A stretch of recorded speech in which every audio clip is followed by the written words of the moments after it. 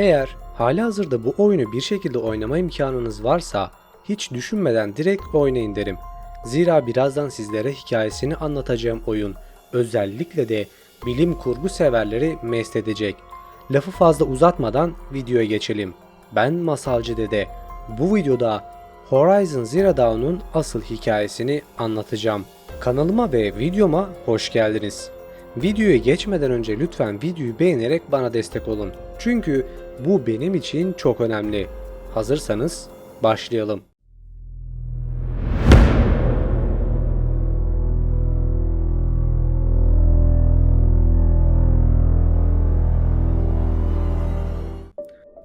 Kahramanımız daha bir bebekken kabilesi tarafından dışlanmış.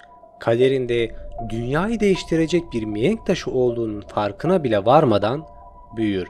Oyunun hikayesini kısaca özetlemek gerekirse doğduğumuz kabiledeki insanlar ilkel ama makinalar aşırı derecede gelişmiş bir yapıya sahiptir. İnsanların bu kadar ilkel olup da robotların bu kadar ileri düzeyde olması bizim ilk başta kafamızı karıştırıyor olsa da hikayeyi öğrendikçe vay anasını be diyoruz. Oyun bizlere 2030 ila 2070 yılları arasında insanların yediği bir halt yüzünden insan neslinin ve dünyanın yok olmasını anlatmakta. Teknoloji çok gelişmiş ve insanlara rahat batmış olacak ki hadi süper güçlü savaş makineleri üretelim de bizleri biraz öpsünler diyerek başlamışlar çalışmaya. Yapay zeka, yazıcıdan yemekler üretme, süper gelişmiş bilgisayarlar ve aklınıza gelebilecek her konuda çığır açan bu gelişmiş halk her ülkenin sahip olabileceği silahlar üretmeye başlar. Çünkü günümüzün sorunları ile başa çıkmaya çalışırlar. İklim sorunu. Dünyanın sürekli olarak sıcaklığı artmakta ve kıtlık yavaş yavaş baş göstermekte. Dünyada bir kişi buna dur diyebilmek için yapay zekayı kullanarak gezegeni değiştirmek istiyor. Doktor Elizabeth Sobeck. Bu insan ve ortak çalıştığı şirketin sahibi Ted Faro ile beraber harikalar yaratırken Ted Faro'ya bu işten kârı az gelmiş olacak ki hadi herkese süper güçlü silahlar yapıp satalım der. Bu silahlar süper güçlü robotlardır ve sınırsız bir enerji kaynaklarına sahiptirler. Bu kaynağın kendisi ise biyokütledir. Biyokütle ne diyecek olursanız gezegende yaşayan her şey diyebiliriz. İnsan, hayvan, bitkiler ve fosiller. Bu makineler biyokütleleri bir enerjiye dönüştürerek kendilerini çalıştırabilecek enerji elde ederler. Yani neredeyse sonsuz bir enerji kaynağı. İlk etapta bu makineler harika işler yapıyordu diyebiliriz. Çünkü iklim sorunu tam bitmediği için ve deniz seviyelerindeki yükseliş birçok kıyı kesiminde yaşamış insanı evinden etmiş, başka ülkelere göç ettirmeye zorlamıştı. Ülkeler de sınırlı kaynaklarını koruyabilmek için maalesef ki bu güçlü silahları kullandılar. Yani birçoğunu ölüme terk ettiler. Başta bu robotları büyük ülkeler alıyorken "Dur ne oluyoruz kardeşim?" diyen irili ufaklı ülkeler de dahil olmaya başladı. Her şey iyi güzeldi derken her filmde olduğu gibi makineler kafayı yer ama öyle böyle değil.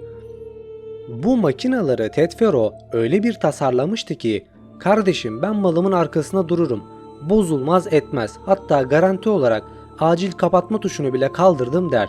Tabi bu yürek yemişlik nereden gelmiş bilinmez ama ilk başta ülkeler bu duruma pek sıcak bakar. Herkes de bu yeni oyuncaklardan vardır. Herkes kendi kendini tamir edebilen, kopyalayabilen ve hatta yürüyen devasa fabrikalarda kendi kendine yeni robotlar üretebilen bir orduya sahip olur. Fakat bu durum değişecektir. Bu kadar çok robotun manuel olarak kontrol edilmesi mümkün olmadığı ve gerçekten hacklenmesi aşırı derecede zor olduğu için bir tür kovan sistemiyle çalışır. Arı gibi birbirlerini takip eder ve senkronize çalışırlar. Günün birinde makinenin birinden bir hata meydana çıkar ve bu hata bir virüs misali bütün makinalara yayılır. Bunun sonucunda ise makineler başlarlar insanlara saldırmaya. Saldırmayı geç, dünyayı yok etme işine getirirler. Çünkü bu makinaların enerji kaynağı biyokütle olduğu için dünyayı zehirli gazlarla doldurmaya başlar. Kısacası dünya ölmeye doğru hızlı adımlarla ilerler. Bunun sonucunda da bütün bir gezegen bunu durdurmak için birleşir. Fakat makineler gerçekten çok güçlüdürler. Ne yaparlarsa yapsınlar ve ne kadar engel olmaya çalışsalar da kendi kendini onarabilen ve koca bir gezegenden beslenen bu orduyla savaşmak sadece zaman kazanmak olduğunu anlarlar. Bunun sonucunda yapılan simülasyonlar neticesinde de bir karar alınır. Biz bunları yenemeyeceğiz abi. Topu en fazla 16 ayımız var. En azından gelecek nesli kurtaralım deyip Zero Dawn yani Sıfır Şafak projesini hayata geçirirler. Bu projenin amacı kısaca şudur. Makineler bütün bir gezegeni yiyip bitirirken sonra kendilerini mecburi olarak uyku moduna alacaklar. Bu esnada geliştirilen yapay zekalar bu kırılması neredeyse imkansız makinelerin şifrelerini kırmak için onlarca yıl sürecek bir işe kalkışır. Bunun sonucunda sayısız deneme ve yanılma yöntemini deneyen yapay zekalar makineler kapatıldıktan sonra insanlığı yeniden inşa etmek ve gezegeni tekrardan yaşanılabilir bir hale getirmek için çalışmaya başlar. Bunlar gerçekleşirken bütün bir insan nesli de yok olur. Tabii bazı zenginler kendilerini inşa ettikleri uzay gemileriyle başka yıldızlara gitmeye başlar. 9 alt işlevlere sahip yapay zeka ve bunların başı olan asıl zeka Gaia ile beraber yüzlerce yıl gezegeni eski haline getirmeye çalışırlar. Bunların sonucunda aradan geçen 1000 yılın ardından dünya eski haline döner. Ama bir farkla. Normalde bu yapay zekaların her birinin bazı görevleri vardı. İnsanları tekrardan üretmek, gezegeni tekrardan canlandırmak, hayvanların tekrar üremesi, gezegeni işleyecek ve eski haline kavuşturacak makineler üretmek, insanlar doğduktan sonra binlerce yıllık bilgi birikimini onlara öğretecek gibi görevleri olan yapay zekalara sahipti. En önemlilerinden biri olan Hades, eğer olur da Gaia başarısız olursa gezegene reset atıp her şeyi baştan yapmasını sağlayacaktı. Çünkü Gaia yavaş öğrenen bir yapısı vardı ve bu basit bir şey değildi. Tabi aradan geçen yüzlerce yıl sonunda insanlık üremiş, çoğalmış ve gezegen eski haline gelmişti. Ta ki o güne kadar. Bizim kahramanımız ve ana karakter olan Aloy dünyaya gelmiş ve hemen sonrasında büyük bir patlama olmuştur. Video başında sizlere bu küçük kızın kabilesinden dışlanmış bir hayat yaşamak zorunda kaldığını söylemiştim.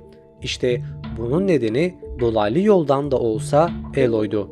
Günün birinde yani yaklaşık 20 yıl önce Gaia ve onun alt işlevleri olan yapay zekalara bir mesaj gelir. Bu mesajın kaynağı gizemli olmakla beraber birdenbire bu alt işlev olan yapay zekalar bilinç kazanır. Bu mesaj Gaia'yı etkiler ve dünyayı yok olmaktan kurtarabilmek için Gaia'nın bir karar vermesi gerekir. Kendini yok etmek. Bunun sonucunda en azından dünya şu anki haliyle kalmaya devam edecektir. Gaia kendini yok etmeden önce insan yapma kapsüllerinden birine Aloy'u koyar ve onu dünyaya getirir. Kabilesinin bulunduğu yer aslında eski bir faro tesisidir, yani eski dünyadan bir laboratuvardır. Aloy da birden bu kapıda belirmesi ve aniden gerçekleşen devasa patlama kabile tarafından uğursuz gözüyle bakılır. Bu sebeple Aloy yıllarca dışlanmış olarak büyür. Halbuki onun dünyaya geliş amacı bambaşkaydı.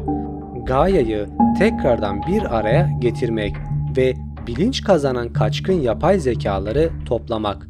En önemlisi ise bu mesajın nereden geldiğini ve neden gezegeni yok etmek istediğini öğrenmek. Aloy aslında binlerce yıl önce yaşamış Doktor Elizabeth Sobeck'in bir klonuydu. Çünkü tesislere girebilecek, bu sorunun neden olduğunu ve nasıl düzeltilebileceğini bulacaktı. Onun kadar zeki ve yetki sahibi biri de yoktu. Gaia'nın tek umudu Aloy yani Doktor Elizabeth Sobeck'ti. Tesisler DNA ile birleşmiş olduğu için kaba kuvvetle açılamazdı.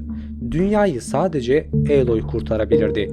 Video ortalarında Hades adında bir yapay zekadan bahsetmiştik. Normal şartlarda bu yapay zekanın gezegen ve insanlık için büyük bir öneme sahipti. Ama bu gelen gizemli mesaj onu insanları yok etmeye itmişti.